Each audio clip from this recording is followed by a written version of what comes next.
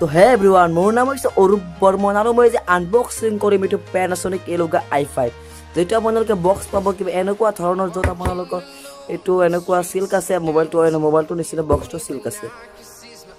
ইয়াত যে আপোনালোকে দেখে Panasonic Eluga i5 আৰু ইয়াত আপোনালোকৰ ব্লেক কালাৰ অপশ্যন এভেইলেবল আছিল, চ' মই ব্লেক কালাৰ অৰ্ডাৰ কৰি দিছোঁ। ইয়াত মই দেখিবলৈ পাইছে ব্লেক কালাৰ ব্লেক, তো ইয়াত মেড ইন ইণ্ডিয়া হয় এইটো মোবাইলটো, নট চাইনা। ইয়াৰ স্পেচিফিকেশ্যন আছে, এইবাৰ চাই লওক স্পেচিফিকেশ্যনটো।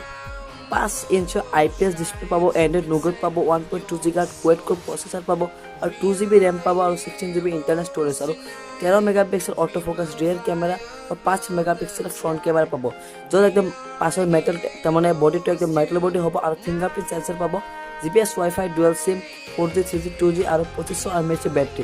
তো বেটাৰীটো বহুত কম হৈ গৈছে আৰু ইয়াত এনেকুৱা ধৰণৰ বক্স, আৰু মই এইটো অ'পেন কৰি দিলোঁ।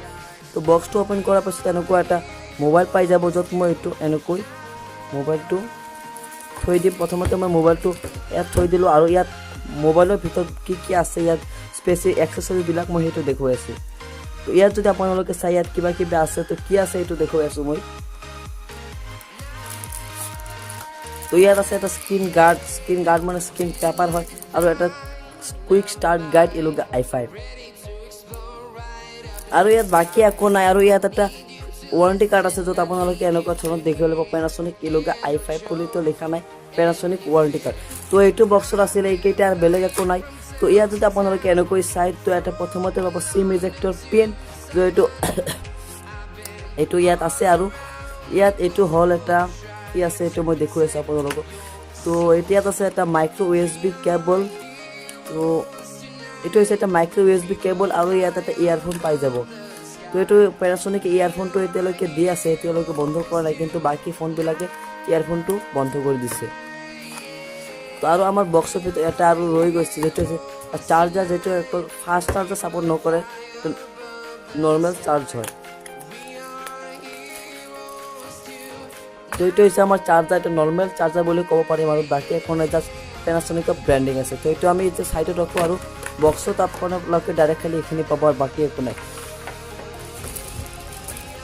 তো আপোনালোকে মোবাইলটো এনেকুৱা ধৰণৰ পাব, য'ত এটা প্লাষ্টিক ৰেপত আহিছে, আৰু মোবাইলটো আপোনালোকে এনেকুৱা পাই যাব, য'ত কিবা কিবি স্কেচ আপোনালোকে দেখিবলৈ পাইছে, কিন্তু এইবিলাক স্কেচ মই কৰা নাই। তো এইবিলাক স্কেচ কোনে কৰিলে মই গম নাপাওঁ আৰু। তো এইটো এটা ফিংগাৰপ্ৰিণ্ট স্কেনাৰ, 13 মেগাপিক্সেল কেমেৰা আৰু LED ফ্লাছ। তো ইয়াত এইটো পেপাৰ আছে, মই পাছত উঠাই দিম আৰু। তো আৰু ইয়াত আপোনালোকে ফ্ৰণ্টত গ'লে দেখিবলৈ পাব এটা ফ্ৰণ্ট কেমেৰা, আৰু এটা যিটো পাব এটা আপোনালোকে 3.5 mm অডিঅ' জেক, আৰু ইয়াত তলত গ'লে আপোনালোকে মাইক্ৰ' USB কেবল উইথ এইটো কি গম পায় নেকি, এইটো মাইক এটা পাই যাব। তো ছেকেণ্ডাৰী মাইক নাই, অনলি এটা মাইকে দি দিছে। তো আৰু ইয়াত একো বাকীটো একো নাই, আৰু চিম ইজেক্টৰ পিনটো মই দেখুৱাই আছোঁ এইটো কেনেকুৱা হয়। এইটো এটা চিম ট্ৰে পাব, চিমৰ ট্ৰে, য'ত আপোনালোকে এটা মেমৰি বা এটা চিম সোমাব পাৰিব। তো আপোনালোকে দুটা চিম একেলগে ইউজ কৰিব নোৱাৰিব যদি আপোনালোকে SD কাৰ্ড ইউজ কৰে। তো এইটো আমি সোনকালে বুট কৰি পেলাওঁ। তো বুট কৰাৰ পাছত আপোনালোকে দেখুৱাই আছোঁ।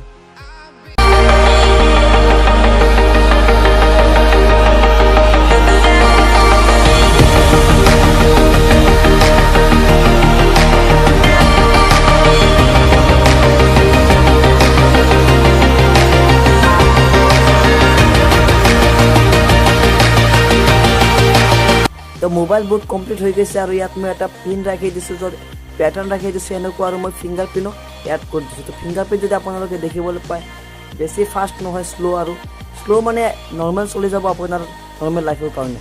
তো বেছি ফাষ্ট আৰু ক'ত হ'ব, আপোনাৰ 2 GB ৰেম আছে ইয়াত। তো আপোনালোকে এনেকুৱা টাইম লাগি যাব, য'ত 3 বা 2 ছেকেণ্ড টাইম লাগি যাব। তো আপোনালোকে এনেকুৱা এটা তাৰমানে তলত পাব, নেভিগেশ্যন বাটনটো ওপৰত পাব, য'ত তলত নাপায়, আৰু ইয়াত এনে বহুত জেগা আছিল, তথাপি ইয়াত নিদিলে। তো এইটো ভাল নালাগিলে মোৰ। তো আপোনালোকে যদি মেনুতে দেখিবলৈ পাব, বহুত কিবা এপ্লিকেশ্যন প্ৰি ইনষ্টল আছে। তো এইবিলাক এপ্লিকেশ্যন আপোনালোকে ডিলাৰ আনইনষ্টলো কৰিব পাৰিব। আপোনালোকে বেছি একো নাপায়। তো 16 GB ফোন মেমৰিৰ পৰা কিমান GB আপোনালোকে ফ্ৰী পাব, সেইটো মই আপোনালোকে দেখুৱাই আছোঁ। তো ইয়াত যদি আপোনালোকে মই আপোনালোক প্ৰথমতে ফাইল মেনেজত গৈ দেখুৱাই আছোঁ। তো আপোনালোকে ফাইল মেনেজাৰ এইবিলাক পুৰণা কিটকেটৰ নিচিনা আপোনালোকে আইকনবিলাক আৰু ইণ্টাৰফেচ পাই যাব। আৰু ইয়াত আপোনালোকে দেখিবলৈ পাইছে এভেইলেবল 9.31 GB, য'ত আপোনালোকৰ 16 GB টোটেল হয় আৰু তাৰ পৰা আপোনালোকে 9.31 GB এভেইলেবল পাব। আৰু যদি আপোনালোকে ৰেমত যদি ৰেম দেখিব বিচাৰে ইয়াত মেমৰি বুলি আছে, তাত গৈ ক্লিক কৰিলে ইয়াত চাব পাৰে আপোনালোকে 791 MB ফ্ৰী আছে। তো 58% এভাৰেজ ইউজ হয় আৰু 58, আৰু ইয়াত পাব টোটেল আপোনালোকে 1.8% পাই যাব। তো আপোনালোকে 2 GB আৰু কমপ্লিট নাপায় আৰু। তো মোবাইলটোৰ বাকী এখন ইমান সেই নাই আৰু ফিংগাৰপ্ৰিণ্টটো পাব সেইটোৱে, আৰু বাজেট স্মাৰ্টফোন হয় 6499। তো এইটো মই ফ্লিপকাৰ্টৰ পৰা বাই কৰিছোঁ। যদি আপোনালোকে বাই কৰিব খুজিছে ডেছক্ৰিপশ্যনত লিংক দি দিম, য'ত এফিলিয়েট নহয় আৰু ডাইৰেক্ট হয়। তো ইয়াত মই কেইটামান ফটো ক্লিক কৰিছোঁ, তো ক্লিককেইটা ফটো মই দেখুৱাই আছোঁ আপোনালোক। তো এইটো এনেকুৱা মই এটা ফটো ক্লিক কৰিছোঁ, তো আপোনালোকে মই ইয়াত ডাইৰেক্ট আপোনাৰ স্ক্ৰীণত দেখুৱাই আছোঁ। যদি কেমেৰা আপোনালোকে 13 মেগাপিক্সেল হিচাপ পাই যাব। তো আপোনাৰ যদি ভাল লাগি থাকে লাইক দিব, শ্বেয়াৰ কৰিব আৰু ছাবস্ক্ৰাইব কৰিব চেনেলটো। তো আজিৰ কাৰণে ইমানেই।